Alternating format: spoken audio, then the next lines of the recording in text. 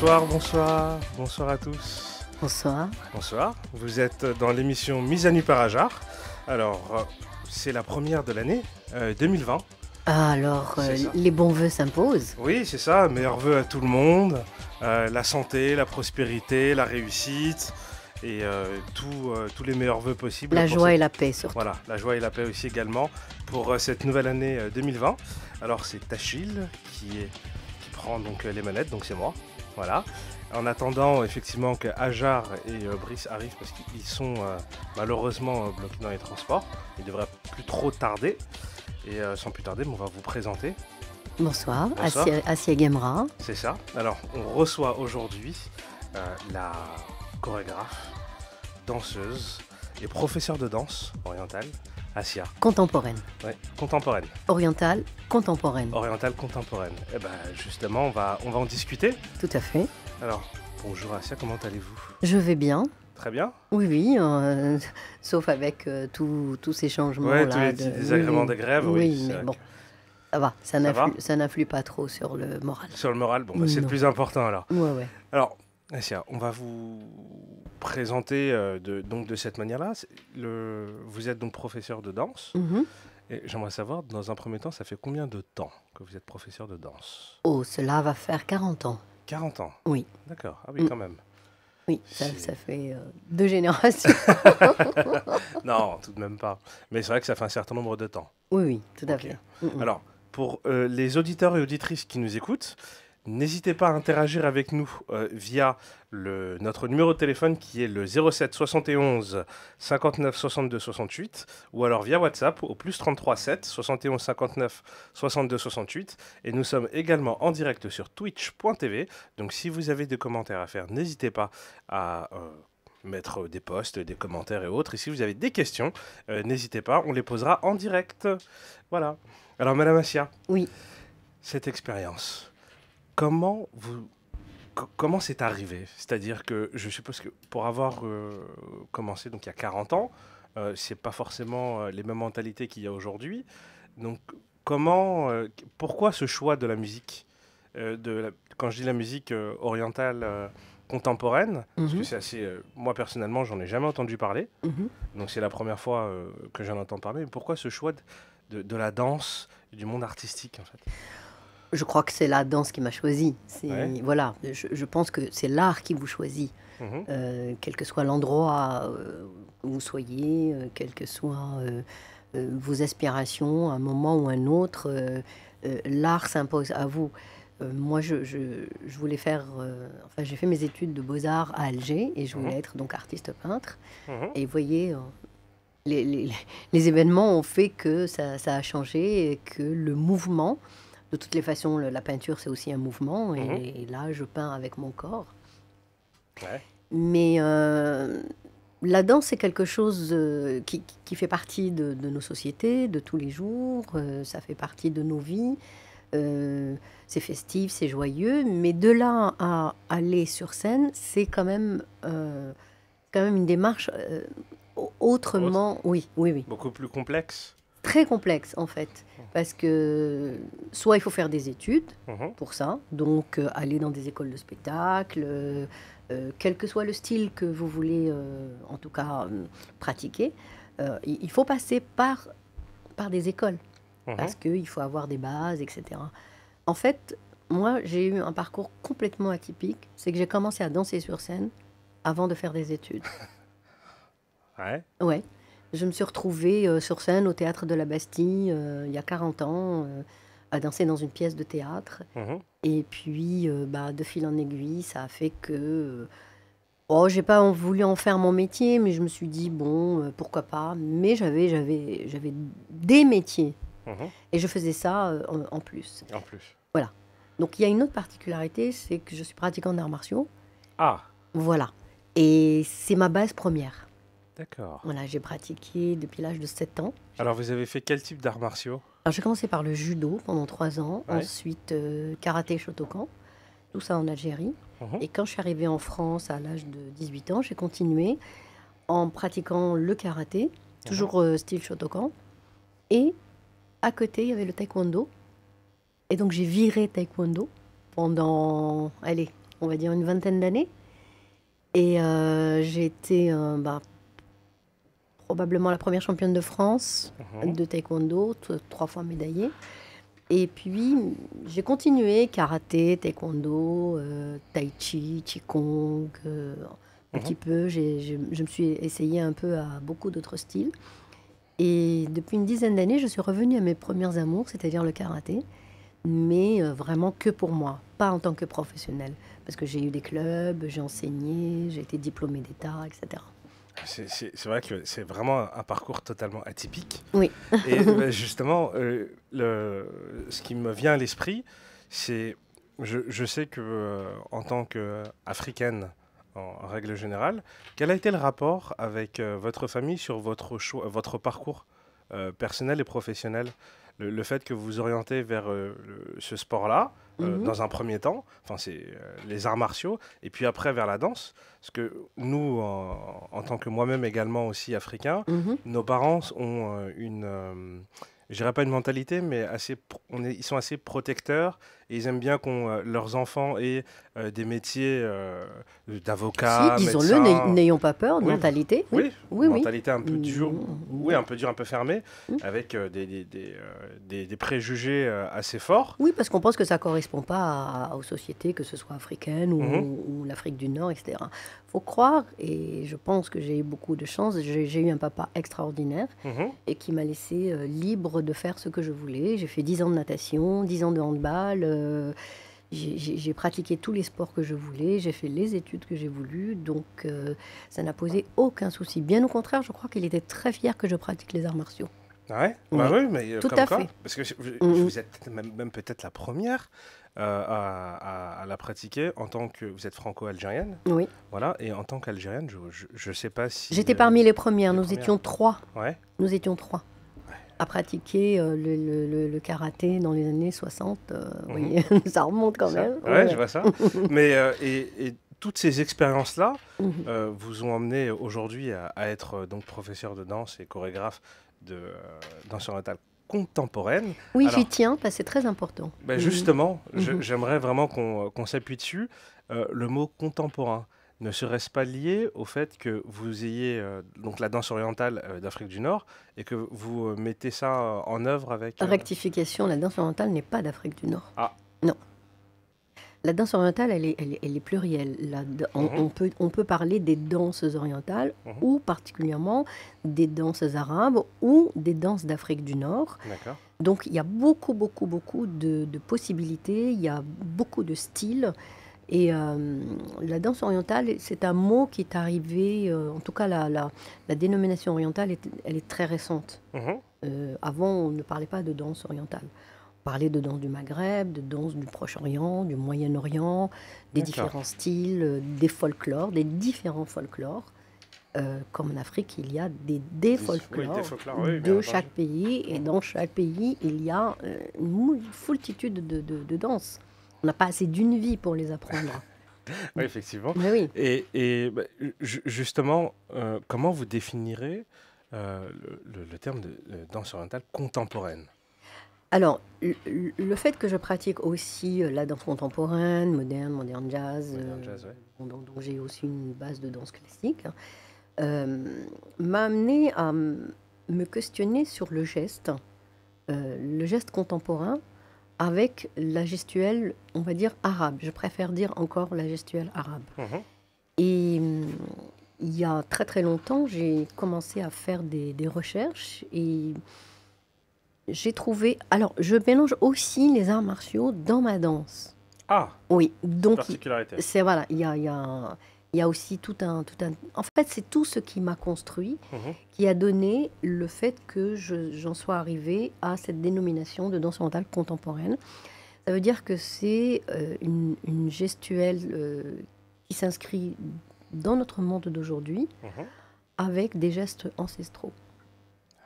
Ouais. Mais justement, cette pratique-là, est-ce il y a des membres de votre famille qui ont eu déjà ce parcours peut-être avant vous et qui vous ont donné cette passion ou c'est vraiment vous toute seule? Absolument pas. Pas du tout. Pas du tout. Chaque membre de ma famille a un parcours totalement différent. Ouais. Des médecins, des artistes peintres, des professeurs. Ah comme quoi, ouais. Ouais, ouais. Donc c'est vraiment une nouvelle voie et j'aimerais que vous nous transmettiez, il y a un message en réalité que je souhaite faire passer, Mhm, parce que ça tombe bien.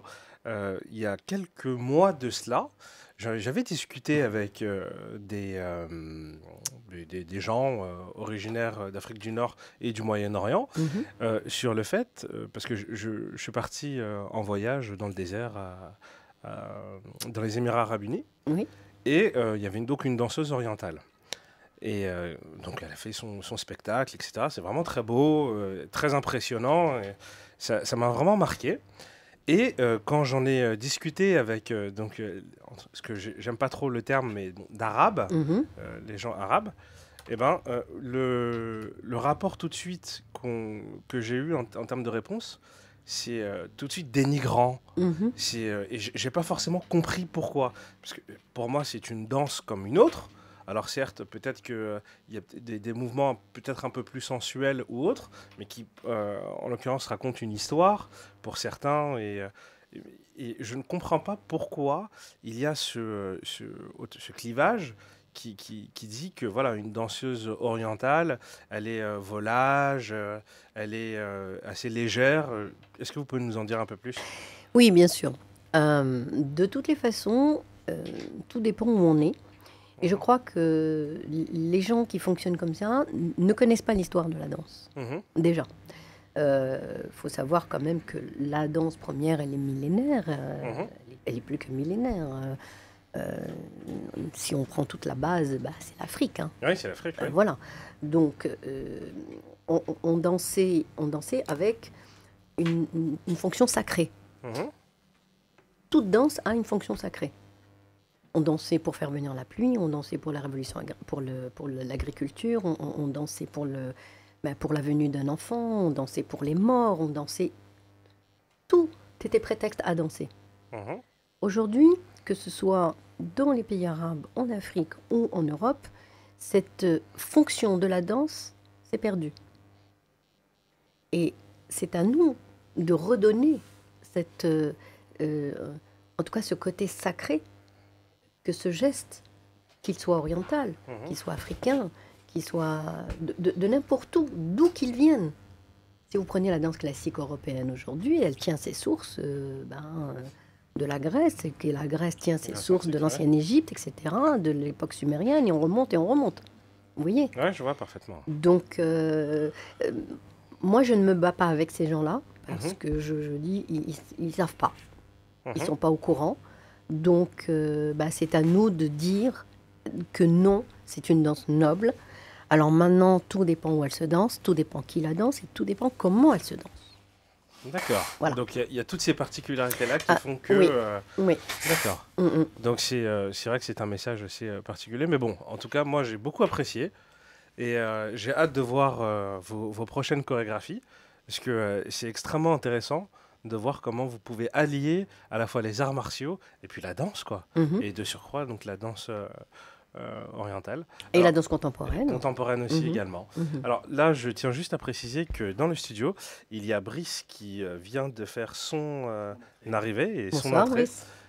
Bonsoir, bonsoir Madame Guimara, vous allez bien? Je vais très bien, merci. C'est ça Bonsoir Rachid, ça va? Ouais, ça va et Cool, toi? bonne année? Oui, bonne année. Oui. Joyeux Noël, bonne voilà. année. Oui, bah, Noël, meilleurs c'est déjà vœux. passé, hein. Ouais, C'est ça. Joyeux C'est ça. Noël, Hanouka, l'Aïd, tout ça. Donc voilà. Donc Brice.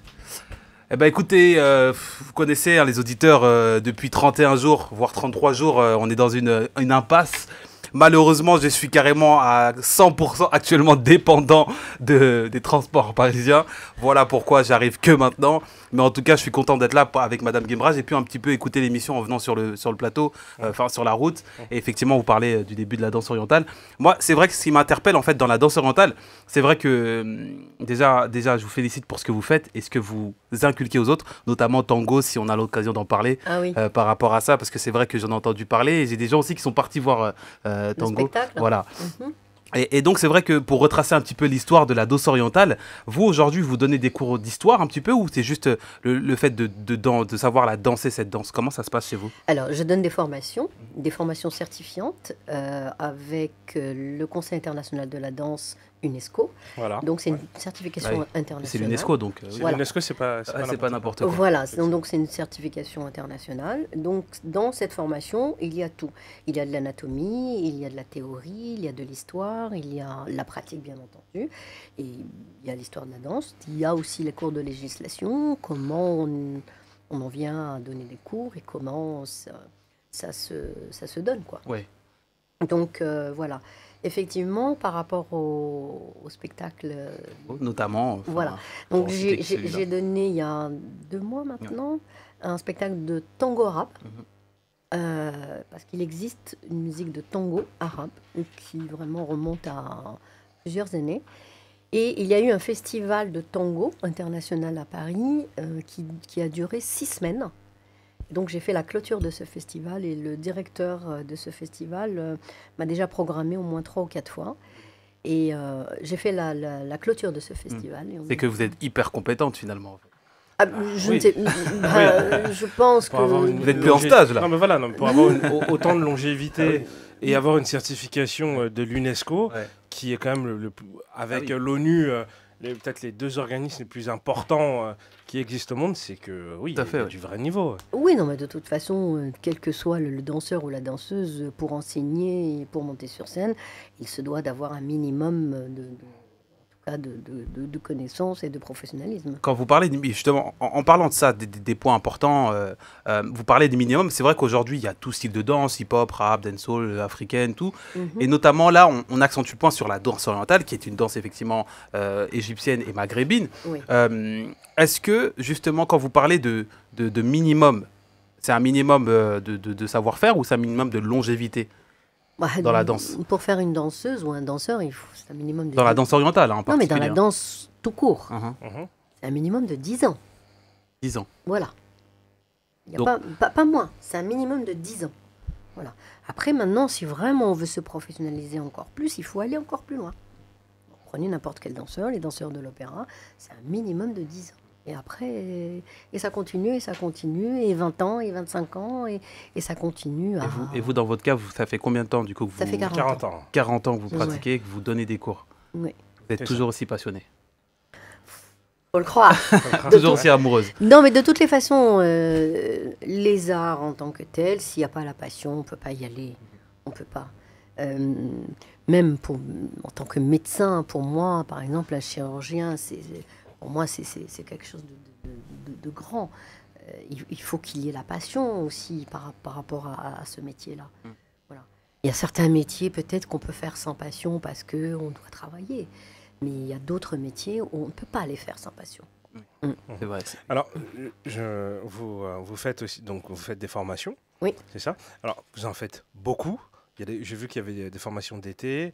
Par rapport à ça, est-ce que vous pouvez nous en parler un petit peu et nous donner un petit peu un tarif, le tarif, parce que j'ai vu, moi je sais à peu près combien ça coûte, mais bon, je vais vous laisser Parlons exprimer. chiffres, parlons Voilà, c'est affaires. ça. Alors, il y a des stages, Oui, donc il y en a minimum 2 par mois, un Mhm. stage technique, un stage thématique. Donc la thématique, à chaque fois, il y a un thème différent. Quand on s'y connaît, quand on annonce par exemple stage de voile ou stage de canne ou stage de vibration, etc. Donc les connaisseurs, ils savent ce que c'est. Les stages techniques, c'est que de la technique pendant 3 heures. Mhm. Voilà, c'est tout niveau. Ensuite, il y a les stages d'été ou les stages à l'étranger. Ça, c'est encore autre chose. Mhm. Les stages d'été durent à peu près entre 1 semaine et 10 jours. Et ça va entre 45 € par jour. Et puis après, il y a des forfaits. C'est ça. Et parmi vos membres, enfin, ceux qui participent à vos cours ou à vos stages d'été, y a-t-il des personnalités connues ou, éventuellement, ou alors vous gardez, ou c'est vraiment, c'est tout le monde, quoi, c'est ouvert Ah vraiment oui, à tout le monde. c'est ouvert à tout le monde. Ouais. Disons que dans mes stages, j'ai beaucoup de professeurs qui viennent même de l'étranger pour performer ou pour se perfectionner encore davantage à la technique que moi j'ai peaufinée depuis des années. Et sinon, bah, tout le monde peut venir, hein, On peut venir. bien sûr. Et pour revenir à ce point-là, donc en règle générale, vos stages sont à Paris. Oui. Il faut bien le préciser. Mhm. Mais est-ce que ça vous est venu à l'esprit peut-être de réitérer le même concept mais sur votre terre natale. Oui, alors, en septembre Mhm, de l'année dernière, j'ai donné une très belle création qui s'appelle Noun, la danse des éléments ou le voyage des oiseaux mhm. à l'Opéra d'Alger. Oh, Donc, ouais. ça a été vraiment un retour chez moi, on va dire, par la grande porte. Par la grande porte, ouais. Voilà, ça a été magnifique. 18 personnes sur scène, musiciens, danseurs, acrobates, calligraphes. Donc ça a été vraiment très, très, très chouette. Et j'en ai profité aussi pour donner des stages. Ouais. Voilà, on m'a programmé pour donner des stages aussi. Donc C'est voilà. très bien ça. Et il y a eu aussi en même temps une projection d'un film qui a été fait sur moi, qui s'appelle Hizam. Hizam, ça veut dire ceinture. Donc c'est un film qui a été réalisé par Hamid Benamra, qui m'a suivi pendant 16 ans, qui a filmé mon travail pendant 16 ans. 16 ans. 16 ans, Ouais, c'est absolument. vraiment long. Hein. Ouais, oui, oui. Ouais. Et il en a tiré un film, un long... C'est un long métrage. Ouais. Ah oui, Ouais. oui, tout à fait. Et qui tourne à l'international depuis plus de 2 ans maintenant. Donc on est plus sur du long métrage ou plus du reportage? En fait, c'est un Un documentaire? docu, mais très, très long. Oui. Oui, Très long. très Un long. peu comme Le Parrain, comme ce genre de Il film-là. fait 86 Scarface. minutes, Oui. hein, Ouais. donc voilà. Ouais. Mm, mm. Et donc du coup, c'est vraiment de A à Z, on apprend vraiment comment vous travaillez, ce que vous a amené à faire ça. C'est plus aussi une ode à la femme, Mhm. hein, une ode à la danse. C'est une rencontre avec des danseurs, des danseuses. Il y a aussi un grand comédien qui est dans le film, qui est Mohamed Malas, qui est très très connu. Donc voilà. Mhm. Ah, moi j'ai une question, vous avez tout à l'heure, vous avez dit c'est une ode à la femme. Mm. Et c'est vrai que moi, l'année 2020, elle a bien commencé pour moi. J'ai une question plutôt particulière qui concerne justement la danse orientale. C'est vrai Oui. qu'il y a des bienfaits particuliers pour la danse orientale. Ah oui. Et moi, j'avais un petit point, sachant que vous, ça fait quand même très très longtemps que vous êtes dans la danse orientale. Et ce n'est pas moi, hein, mais je cite Internet, qui dit qu'elle améliore la posture et tonifie les muscles, elle prévient l'ostéoporose, renforce les os et prépare à l'accouchement. Oui. Et elle permet de muscler aussi son périnée. Absolument. Est-ce que c'est vrai? Mais c'est complètement vrai. C'est plus que vrai. Moi, j'ai des médecins qui m'envoient des femmes pour justement travailler toute la zone périnéale.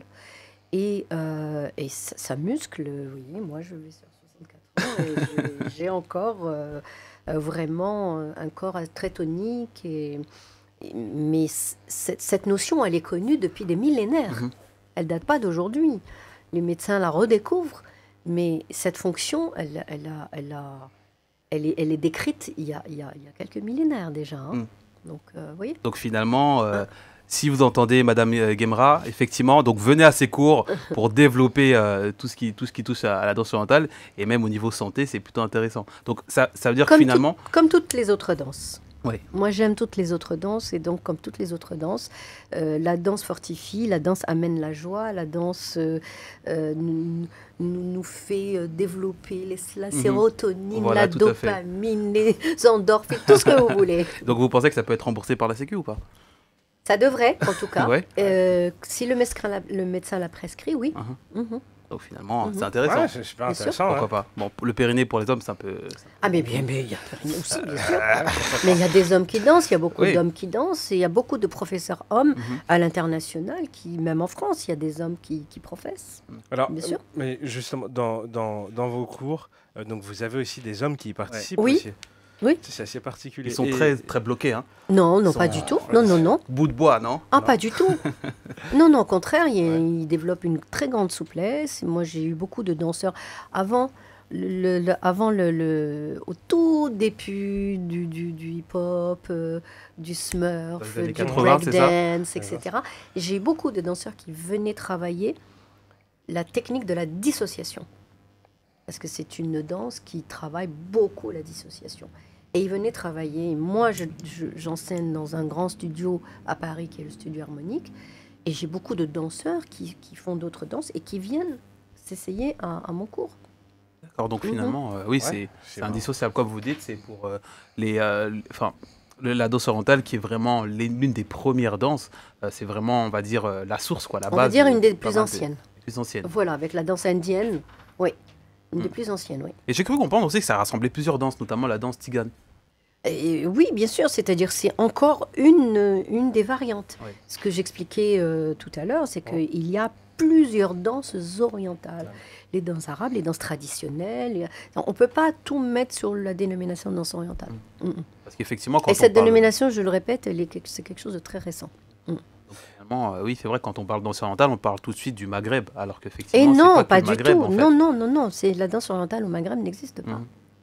D'accord. Non. Ah. Ce sont les On danses. nous aurait menti, vous dites que ma vie est un grand mensonge. Les vous êtes en danses train de au dire, Madame Maghreb, Guémra ce sont les danses maghrébines et ce sont des danses folkloriques du Maghreb Et que je danse et que j'enseigne aussi. D'accord. Mhm. Alors, qu'est-ce que vous envisagez Oui. à l'avenir?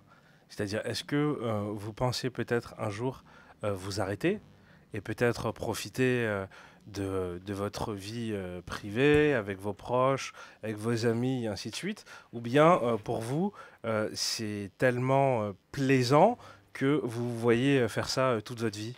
Ça, c'est pas moi qui décide. C'est l'univers. Tout à fait. Ouais. Donc, je vais aller là où il me dit d'aller. Si je dois continuer à danser, je continuerai à danser. Ouais, en tout cas, vous êtes un vrai exemple. Et moi, je suis extrêmement ravi de votre présence aujourd'hui. Merci. Parce que vous nous honorez de votre présence. Et puis, au moins, on a appris beaucoup de choses. Pas mal, c'est vrai, Ouais, pas beaucoup de mal. choses. Oui, C'est Brice. vrai que moi effectivement, j'ai plein de questions, que ce soit dans la musique, dans le sport, justement dans le médical, et un point en particulier Oui. dans le cinéma. Oui. La danse orientale est beaucoup représentée au cinéma, même dans les films de science-fiction, pour en citer qu'un, un film d'étoiles et autres. Mhm. Et c'est vrai que parfois, malheureusement ou heureusement, je ne sais pas comment on pourrait l'interpréter, c'est vrai qu'il y a une hypersexualisation de la danse orientale. On en parlait. Hein. C'est normal, c'est le cliché. Ouais, Voilà. c'est le cliché. C'est le cliché. Elle n'est plus tellement représentée. Elle a eu ses heures de gloire dans le cinéma égyptien, par exemple, avec des danseuses telles que Semeh Gamal, Naïma Akif, Tahia Karyouka, toutes ces grandes danseuses qui ont vraiment donné, on va dire, les lettres de noblesse. Mais maintenant, la manière dont elle est représentée, elle est, j'ose le dire, d'une vulgarité sans nom. Voilà. Donc ce n'est pas de la danse orientale. C'est tout. Donc les danseuses, aujourd'hui, comment vous catégorisez, comment vous placez par rapport à la danse orientale moderne? Parce qu'il y a le hip-hop à l'ancienne, il y a le hip-hop moderne, il y a la danse afro avant, la danse actuelle.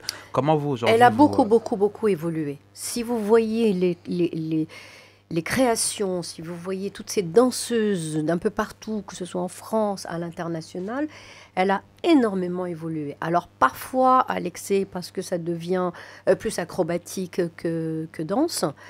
Mais en tout cas, la jeunesse d'aujourd'hui, je trouve qu'elle va dans le bon sens, dans la mesure où elles font des recherches et puis maintenant elles se forment à d'autres danses et elles ont compris l'utilité d'aller chercher le travail anatomique, et comprendre par où ça passe, comment ça fonctionne, etc. Et elle a un très grand rayonnement dans le monde, hein, quand même. Oui. Oui, effectivement. Mais absolument. justement, vous qui avez une grande expérience au sein de la danse, Oui. quel est le rapport avec les jeunes d'aujourd'hui? C'est-à-dire, comme vous m'expliquiez en début et comme vous expliquez aux auditeurs en début d'émission, Oui. vous en êtes là aujourd'hui grâce à toutes vos expériences. Et vous tentez de la retranscrire à des professionnels, des particuliers. Et vous, aujourd'hui, quand vous voyez un jeune arriver, est-ce que vous apprenez aussi de lui, vous retranscrivez aussi ce que vous venez donc d'apprendre avec des nouvelles techniques et ainsi de suite? Comment vous faites pour vous réinventer, pour avoir une aussi longue longévité, quoi? Ah, moi, je suis très, très, très heureuse quand je vois des jeunes arriver. Mhm, Ah, mais oui, parce que, et particulièrement dans mes cours, j'ai beaucoup de jeunes. mhm, Parce que des fois, il y a des personnes qui viennent juste dire: ah, je vais passer un bon moment, voilà, je vais m'éclater, ou je vais me reconnecter à ma source. Et bien finalement, après, c'est une toute autre vision qui s'installe. Du fait déjà de mon style, mhm. puisque j'ai un style hyper moderne. Donc ça veut dire que c'est un style qui va au sol, le grand écart, les levées de jambes, les tours, etc. Donc on va dire qu'il y a une façon de travailler qui pour les jeunes est parfaite, elle est très très bien. Donc, mais ils ont l'avenir devant eux, donc c'est formidable. Moi, je suis très très heureuse de leur transmettre tout ce que je sais. Alors, si vous avez un dernier petit mot, parce qu'on va devoir vous libérer, parce que vous avez là tout de suite après. Oui, malheureusement. Voilà, malheureusement. Je vais danser avec ma voiture sur la route. Sur la route, c'est ça. Alors, est-ce que vous avez un message à transmettre aux auditeurs et aux auditrices qui nous écoutent? Ne passez pas un seul jour sans danser. Ouais. Voilà. C'est beau. Ouais, c'est beau. Alors, on va juste redonner votre site internet. Oui, asiagemra.com. Voilà, donc si vous souhaitez effectivement participer... Je suis aussi sur Facebook, voilà. Et sur Instagram aussi. Et sur Instagram aussi. Ah ouais. Mais donc, Facebook plus quand même. Facebook plus. Alors, vous pouvez donner vos réseaux sociaux aussi, allez-y. Oui, c'est Gemra Asia. Sur Facebook, on peut me retrouver facilement. Avec beaucoup de grâce d'ailleurs sur Instagram. Beaucoup de grâce. Alors, donc, nous, on va faire une petite pause musicale et on va se retrouver dans quelques petits instants. Merci de m'avoir invité. Et encore très, très, très belle année. Merci beaucoup à vous aussi, madame. Aussi à vous. Merci. Merci bien.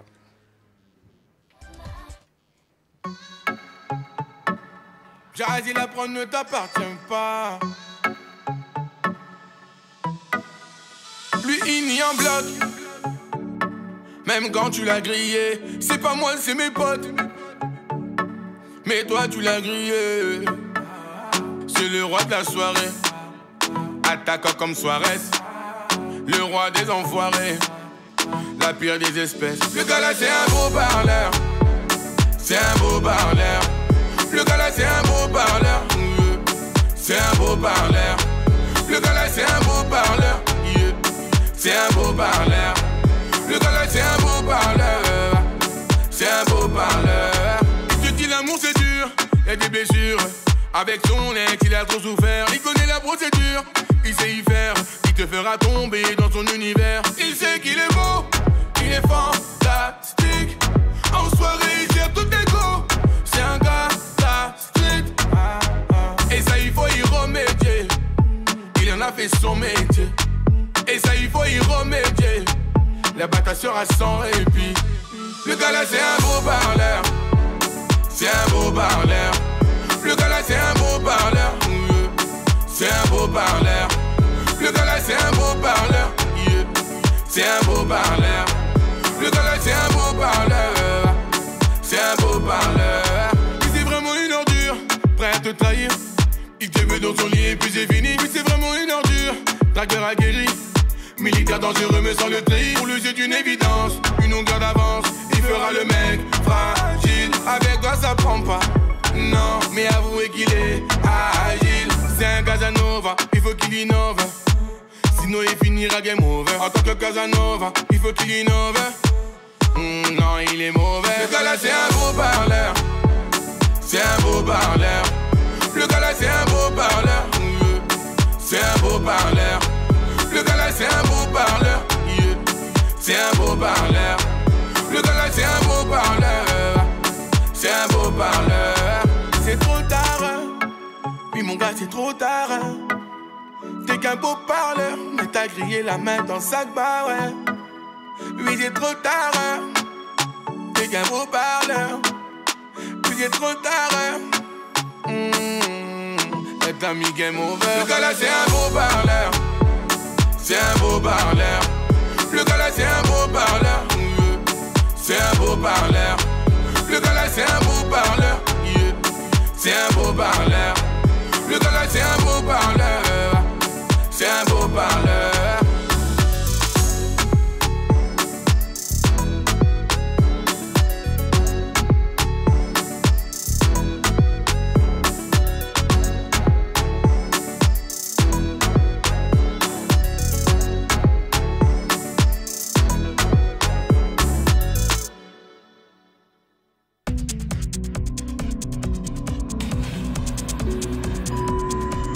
Pas dévoiler ton côté sombre. Alors ne viens pas dans Darkness. Le mercredi à 18h, Achille révèle le noir qui est en toi sur IRM.radio. Avec Darkness, IRM scanne ta dark face. IRM scanne ta vie.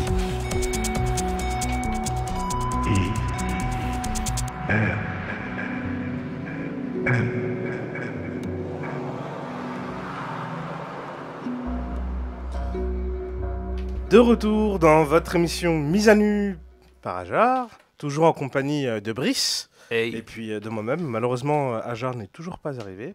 On espère que tout va bien et tout se passe bien pour elle. N'oubliez pas de continuer à interagir avec nous à travers le numéro de téléphone qui est le 07 71 59 62 68 ou alors via le WhatsApp le plus 33 7 71 59 62 68 et nous sommes également en direct sur twitch.tv donc n'hésitez pas aussi également à vous inscrire, c'est totalement gratuit et vous pouvez y laisser des commentaires et puis voir les visages sur les voix que vous avez l'habitude d'entendre. Donc voilà. Alors, c'est vrai que Brice, on avait une grande dame à nos côtés. Effectivement, oui, Madame Guembra, qui est justement une grande dame de la danse, que ce soit en France ou même dans le monde, et qui aujourd'hui elle donne des cours avec sa longévité, justement sa connaissance, on va dire cette banque et cette base de données de la danse, et qu'il disait si bien, la danse orientale, ce n'est pas qu'au Maghreb, en fait, c'est partout, et ça vient d'un petit peu partout. C'est vrai que c'était un plaisir de la voir. Moi, j'ai eu deux amis qui sont allés voir Tango et qui m'ont dit que c'était excellent. Ouais. Franchement, c'était cool de... Il fallait que je lui pose des questions, notamment sur le périnée, tu vois. Ouais, il fallait absolument. Ouais, non, mais c'est vrai que moi, ça a peut-être... ça a conforté mon idée première sur le fait que... les gens que j'ai pu côtoyer ou qui ont pu m'entourer à un moment de ma vie m'ont tellement dénigré cette danse-là. Ouais. Et puis là, le fait d'avoir discuté avec une professionnelle, quoi, et une sacrée référence, parce qu'elle est quand même arrivée jusqu'au niveau de l'UNESCO, ce qui n'est absolument pas rien. Et l'UNESCO, c'est une certification. Ouais, c'est une certif. C'est encore mieux que d'être certifié sur un stade. C'est ça. Et du coup, tu vois, j'ai un autre regard, tu vois. Ouais, un regard différent. Un regard totalement différent. Oui, c'est vrai que la danse orientale, comme on disait tout à l'heure, tu vois, c'est hyper sexualisé dans les clips, dans les films et tout, tu vois. Et c'est vrai qu'avoir justement son point de vue et nous raconter qu'effectivement, ça s'est dénaturé. Aujourd'hui, les jeunes reprennent la main et on va dire que le dépoussière et font en sorte que c'est une danse comme une autre, tu vois. Ou même justement les prémices de toutes les danses, finalement. Je trouve que c'est son discours et ce qu'elle nous a apporté comme information, justement, moi, ça m'a, comme toi, en fait, j'étais plutôt... et content. Ouais, parce qu'elle elle explique par le fait qu'il y a de l'histoire derrière. Il y a de la culture, il y a de l'histoire. Et là, maintenant, moi qui ne savais pas qu'il y avait différents types de danse orientale, je ne savais pas que c'était pas la même qui était pratiquée au Maghreb plutôt qu'au Moyen-Orient et même dans les autres pays arabophones dans le monde. Donc c'est vraiment extrêmement intéressant. Et en tout cas, on la remercie de son passage. Et bien entendu, vous avez entendu ses réseaux sociaux pour pouvoir converser donc avec elle. Ou si vous aussi, vous souhaitez vous inscrire après avoir entendu et suivi cette émission, n'hésitez pas à aller sur son site internet ou bien sa page Facebook ou directement sa page Instagram, directement à la contacter. Il n'y a aucun problème. Elle utilise très bien les réseaux sociaux et franchement, pour avoir vu ses réseaux Insta, même Facebook, elle est bien présente. Franchement, elle est bien présente, elle poste bien, elle fait des trucs sympas, plutôt que les trucs, tu vois, on sait que nos anciens, parfois, ils aiment bien zoomer comme ça sur le visage. Non, elle fait ça bien, elle fait ça très très bien et franchement, j'ai hâte qu'on la revoie pour qu'elle nous, on va dire, elle nous fasse le lexique et l'abécédaire de la danse orientale, tu vois. Ce serait cool. Ce serait pas mal. Pour être intéressant. Alors là, on va faire quelque chose d'un petit peu... on va revenir à l'essence de Mise à nu et je vais utiliser ce petit jingle.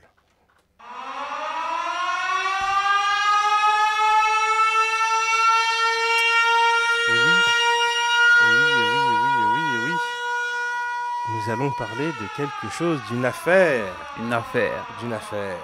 Brice, on a besoin de ton ressenti. Alors, on va parler d'une affaire, quelque chose qui touchait tout à l'heure. On parlait un petit peu en danse orientale de tout ce qui était, on va dire, audiovisuel. On va parler de quelque chose qui est plus du grand écran, de cette boîte qui nous permet de travailler, de voyager, de pleurer, de s'émerveiller, de s'énerver.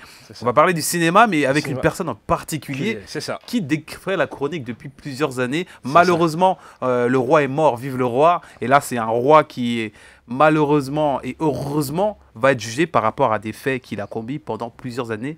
Je parle bien évidemment de Monsieur Weinstein. C'est ça. Alors, qui a été jugé aujourd'hui d'ailleurs. Même. Oui, le procès a commencé aujourd'hui. Le procès a commencé aujourd'hui. Jusqu'à preuve du contraire, il reste innocent. Il n'est pas accusé. Il est accusé, mais il n'est pas condamné. Pas condamné. Donc, partant de là, Bon, on va essayer d'en savoir. Il y a la présomption un peu d'innocence. plus. Voilà, c'est ça, qui présume. C'est assez particulier, Brice. C'est moi de ce que j'ai pu comprendre et de ce que je sais un petit peu de Monsieur Weinstein, c'est vrai qu'il a monté pas mal de films hyper connus. Et aujourd'hui, c'est quelqu'un qui était bien représenté dans le cinéma. C'est vrai qu'aujourd'hui, dans le monde de l'audiovisuel ou dans le monde artistique, on a cette vision genre étoilée, tout ça, tout se passe bien, tout est beau, tout est joli, tout le monde est gentil. Sauf que la face cachée, comme on dirait la face cachée de la Lune, cache toute autre chose encore plus dramatique. Encore plus sale, tu vois. Sale. Quand tu vois surtout les artistes qui sont présumés victimes. C'est ça, des en fait, Angelina Jolie, tout ça. Tu dis, c'est chaud. Voilà, c'est ça. Et derrière, comme on dit, ça fait l'effet d'une...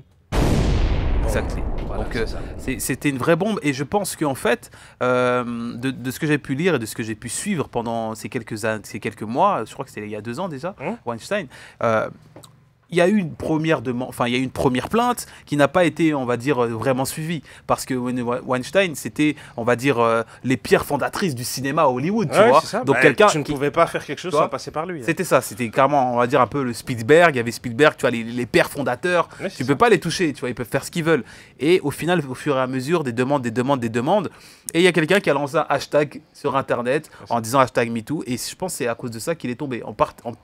Principalement grâce à ce hashtag qui, on va dire, a fait en sorte que d'autres ont pu sortir de l'anonymat et dire effectivement moi aussi j'ai vécu ça. J'ai été victime, ouais. J'ai été victime. Justement, par rapport à ce que tu dis, là aujourd'hui, pour en revenir au procès Weinstein, il n'y a que 2 accusations qui ont été retenues. C'est-à-dire qu'il y a eu énormément de plaintes contre lui, mais elles n'ont pas été jugées comme recevables du fait qu'il manquait un certain nombre d'éléments. Et donc, pour certaines de ces affaires, et pour les autres, il y a un délai de prescription. Voilà. Alors, si je ne dis pas de bêtises, le délai de prescription, c'est 30 ans. 30 ans, oui. Normalement, c'est 30 ans. Donc, c'est pour vous dire à quel point la longévité de cet homme dans l'industrie du cinéma. Après, est-ce qu'il a réellement fait ces choses-là? Tout laisse penser, à croire que c'est réellement le cas, puisque il y en a certains ou certaines même, parce qu'il y a des hommes aussi qui sont impliqués dans l'histoire, comme victimes aussi, présumées victimes.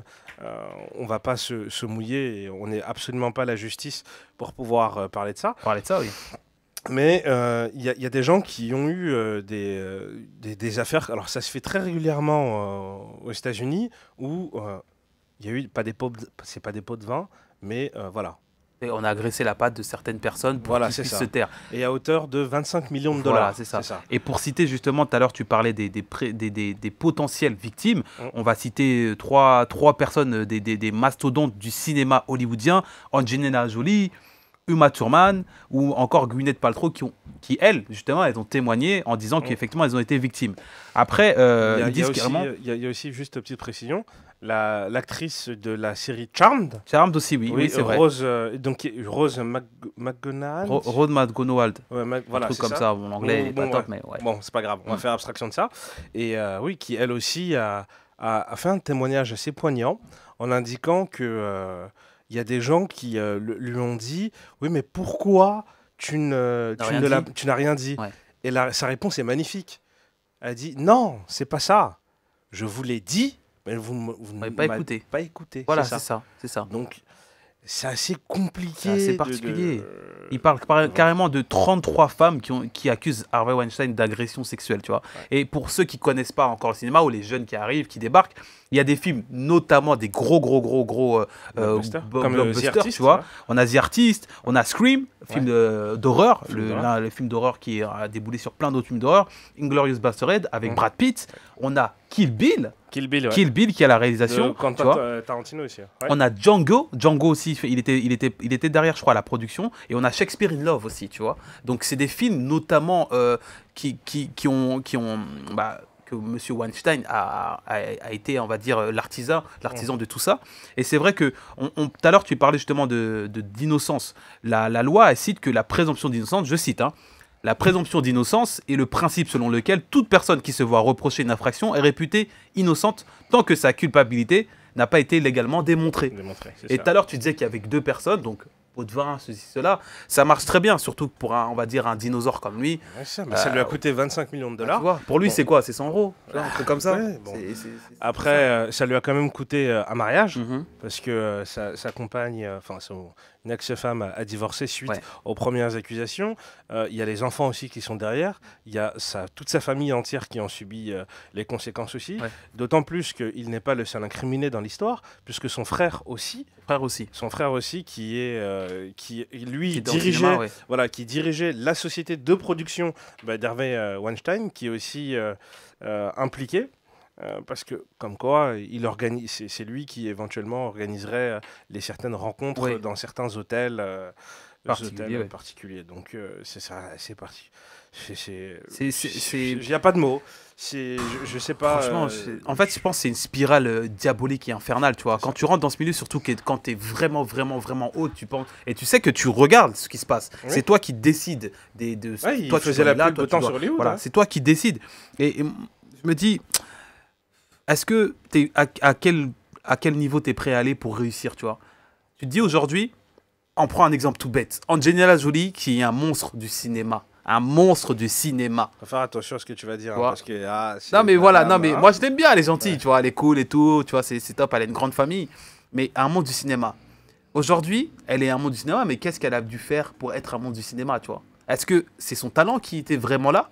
Ou est-ce que il a dû se passer certaines choses, tu vois? Révélé d'un Tomb Raider. Tu vois? Ouais, mais finalement, comment ça s'est passé? C'est parce que tu as du talent, on l'a vu, ou c'est parce que on te dit, tu vois, donc, comme dans certains pays un peu corrompus, pour que tu puisses être là, il faut que tu fasses ça ou autre, et après Ouais. on te met là, même si t'es pas compétent finalement, tu vois.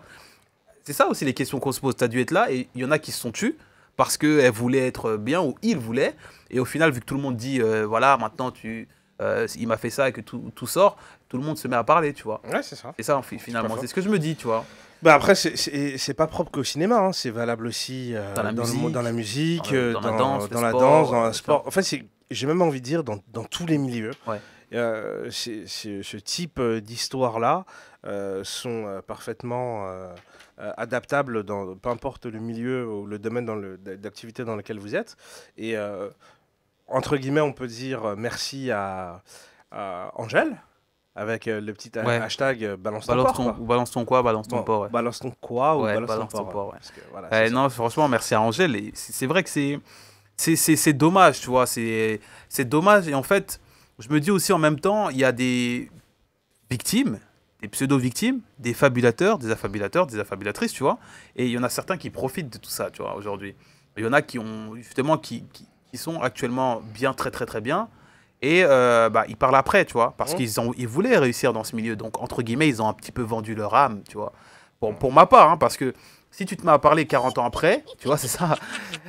Si tu te mets à parler 40 ans après, tu vois, je me dis, mais pourquoi t'as pas parlé avant, en fait, tu vois? Pourquoi, en fait? Parce que tu voulais réussir. Oui, c'est ça. vois. Après, ou peut-être ils ont voulu éviter un arrêt cardiaque. Quoi. Voilà, c'est ça. C'est exactement ça. T'as voulu réussir, donc finalement, tu t'es dit, bon, c'est en contrepartie, c'est le monde du cinéma. Ta copine qui a peut-être, aujourd'hui, elle a fait un film, elle va te dire, mais t'inquiète, c'est pas grave et tout, tu le fais, mais t'inquiète pas. Tu penseras plus dans 10 ans, quand tu auras 100 millions de dollars sur ton compte en banque, tu te diras, bon, finalement, je l'ai fait, c'est pas grave. Tu vois, alors que tu vas dire finalement, à Weinstein, moi je pense, hein, pour ma part, sa femme, elle a divorcé parce que ça a été médiatisé. Et je suis persuadé que sa femme, elle savait déjà ce qu'il faisait. Mais vu que le mec, il est intouchable, et que forcément, money, tu vois, tu peux pas partir comme ça du jour au lendemain. Tu vois, et je pense qu'aujourd'hui, avec les contrats de mariage, ces trucs comme ça, là... Ouais, mais attention, parce que c'est là où bon, ça se tient. Ouais. Ton hypothèse se tient. Mais il y a une particularité aux États-Unis, c'est que une femme ne peut pas témoigner contre son mari. Mm. Donc, ce qui fait que si effectivement elle était vraiment dans la confidence, il aurait pu acheter son silence par le fait que voilà, il reste avec sa femme et autres. Bon, est-ce que ça a été le cas? Est-ce que c'est pas le cas? Là, on a pu constater qu'il a changé d'avocat parce qu'initialement, alors c'est la quatrième avocat qu'il a à l'heure actuelle, parce il a fait dès le début de ses affaires, il a utilisé deux cabinets d'avocats en même temps. qui par la suite l'ont envoyé en cure de désintoxication, parce que bien entendu, monsieur a une addiction au sexe que lui-même a reconnu. Et normalement, quand on rentre en cure de désintoxication, c'est pour une période minimum de 45 jours. Et donc, comme il est rentré de son plein gré, apparemment, les autorités se sont renseignées et bien entendu ont brisé le secret médical dans un cadre bien précis, parce que c'est dans un cadre de justice, sur lequel ils ont précisé qu'il n'a fait une seule semaine et que pendant cette semaine-là, il n'était ni à l'écoute des gens qui étaient présents, qui donc avec le système d'écoute. Ça me fait penser à Pablo Escobar. Ouais, voilà, il écoutait pas. Non, il avait sa propre prison, mais c'était lui le boss, tu vois. C'est ça. Il prenait son téléphone, il passait des coups de téléphone, il faisait un petit peu sa vie. Voilà, il faisait un petit peu sa vie, puis il est sorti au bout d'une semaine parce que ça le saulait. Ouais, voilà, il continue à piloter en fait son industrie. À distance. Donc, je pense qu'il a été entouré de gens qui ont tenté de lui redorer un petit peu son image ou d'utiliser tout un certain nombre de stratégies. Malheureusement, ces deux premiers cabinets d'avocats ont renoncé, et c'est ça qui est vraiment important, qui ont renoncé à le défendre. Et par la suite, il a même engagé l'avocat d'un certain monsieur Dominique Strauss-Kahn, effectivement, qui lui-même aussi s'est désengagé à le défendre, monsieur Weinstein. Et pour finir, à l'heure actuelle, il a recruté une célèbre avocate qui est dénommée comme le pitbull de la cour, entre guillemets, la cour américaine, et qui est spécialisée effectivement dans les affaires de viol. Donc on a hâte de voir effectivement ce que ça va donner. Le procès normalement devrait durer de 4 à 6 semaines. 4 à 6 semaines. Voilà, c'est ça. Et on tient à préciser aussi que il a, est-ce que c'est le karma ou pas, mais il y a eu des graves problèmes de dos, dingue discale, il a été opéré, qui marchait même avec un déambulateur. Alors, marabout dingue, hein. C'est ça. Alors, pour 2020, ils ont dit attends, c'est un chiffre, c'est à 2 chiffres. Hein. C'est ça. Alors, on peut se poser la question, est-ce que c'est une stratégie pour pouvoir attendrir les jurés ou autres? Non, pas du tout. Bien au contraire. Ce qui s'est passé, c'est que lors de sa première condamnation en comparution immédiate, il avait une caution qui était fixée à $1 million, et le juge a doublé la caution. Et qui est passé de 1 à 2 millions de dollars, qu'il a dû donc s'acquitter pour pouvoir rester en liberté en attendant donc son procès. Et justement, tu vois, quand tu parles de déambulateur, il y a un témoignage et une information sur Internet qui dit que déjà en 2019, il avait déjà fait son comédien en venant en déambulateur et ses avocats, il disait oui, il a mal au dos et tout. Et là, il recommence encore, tu vois. Je me dis, mais bon, après en même temps, il fait du cinéma. Hein. Ouais, donc finalement, ça lui ressemble bien, tu vois. Donc, il n'y a pas vraiment de surprise en soi. Mais en tout cas, pour lui, de ce que je peux comprendre aussi, tu vois, il y aura carrément Rosanna Arquette et Rose McGowan, tu vois, McGowan, pardon, qui a témoigné aujourd'hui contre lui à la barre, tu vois. À la barre.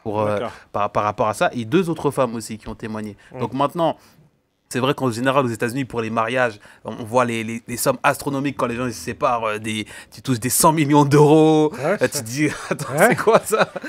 Tu divorces, tu tout ça. Tu te dis, mais c'est quel genre de mariage? Donc je me dis, imagine pour lui ce qui va se passer. Je sais pas comment ça se passe pour lui. On parle de perpétuité, on parle de 30 ans. Oui, mais c'est-à-dire que non, là, lui, il risque une peine à perpétuité. Donc c'est ce qu'on parle, mais... est-ce qu'aujourd'hui ça va être vraiment appliqué dû à son âge avancé? Il a 67 ans, tu vois. Donc après, 30 ans, 67 ans à 30 ans, il va avoir 70 ans dans 3 ans. Tu te dis, il va vivre jusqu'à quel âge? Il a mal au dos, il a des problèmes de santé. Donc finalement, le mec, voilà, il va faire sa vie en prison, ou je sais pas comment ça va se passer.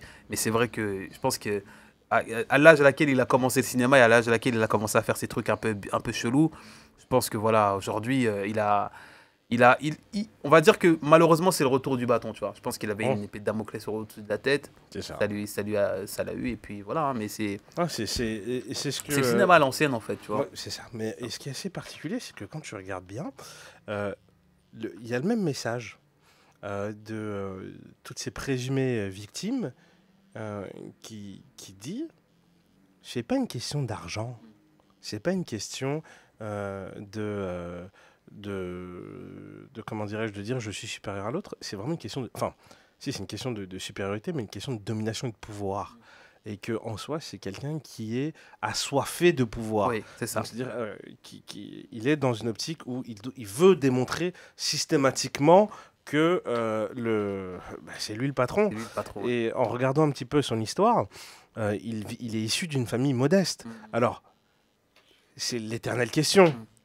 Est-ce que les gens issus d'une famille modeste et qui arrivent à un certain niveau de la société où on leur refuse quasiment rien parce qu'ils ont une réussite professionnelle qui défie toute concurrence, est-ce qu'ils ont plus de mal à gérer le fait d'avoir cette notoriété, le fait que les gens ne nous disent pas, disent non, le non n'existe pas, on satisfait tous vos désirs et les plus fous. Est-ce que c'est peut-être ça qui a généré toute cette histoire-là Peut-être, peut-être pas. Bon, après ça, c'est l'éternelle question. Moi, je pars du principe que, comme un petit peu ce qui se passe au loto, je fais une petite transversalité. En France, quand vous gagnez au loto, que ce soit au loto ou à Euromillions, avant de vous transmettre vos gains, vous avez une étude psychologique obligatoire qui va de 15 à 30 jours avant de pouvoir toucher vos gains. C'est-à-dire qu'en France, on vous prépare psychologiquement à avoir de l'argent, à savoir comment le gérer et ainsi de suite. Donc c'est des discussions que vous avez avec un psychologue et qui vous prépare psychologiquement à avoir toute cette manne financière. A contrario, aux États-Unis, quand vous gagnez le super loto, comme d'ailleurs la plus grosse somme c'est 1 milliard, un truc comme ça, oui, c'est 1 milliard et 900 et quelques millions, on vous donne votre chèque et puis salut, tu fais ce que tu veux.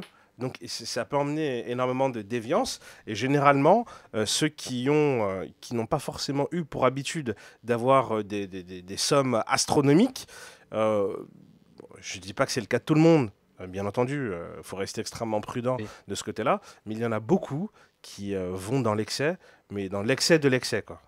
Non, mais moi je voudrais juste dire, en fait, tu vois, on parle de tests psychologiques. Est-ce que demain, à la cour, il va être jugé sur justement des troubles psychologiques ou des troubles comportementaux ou que sais-je, tu vois? Mais c'est la question qu'on va se poser. Ouais, mais ça m'étonnerait puisque il aurait pu jouer éventuellement cette carte-là. C'est pour ça qu'il est en déambulateur, voilà. Tu vois déjà.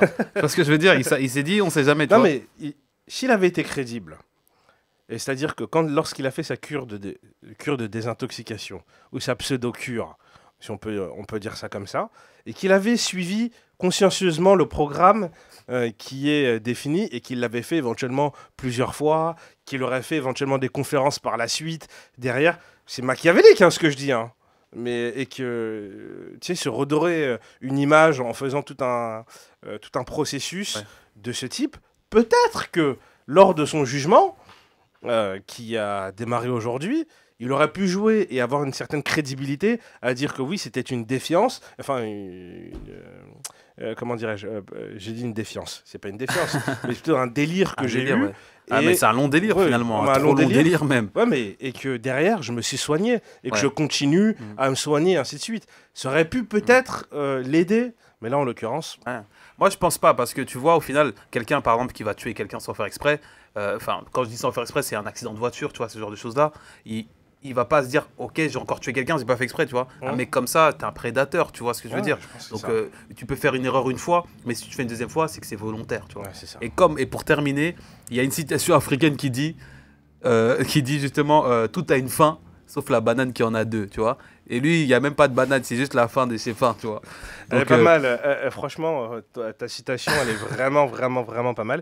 Et tu mérites des applaudissements. Ah bah, obrigado. C'est ça. Donc, on va arriver au terme de cette émission, voilà, qui fut relativement courte. Courte et instructive. Mais extrêmement intéressante et instructive, comme tu dis. Donc, on va se retrouver la semaine prochaine. Même heure. Même endroit. Même place, avec la même équipe, en espérant qu'Ajar aille pour le mieux. On vous dit à bientôt. À bientôt, peace. Peace. Bonne année. Bonne année.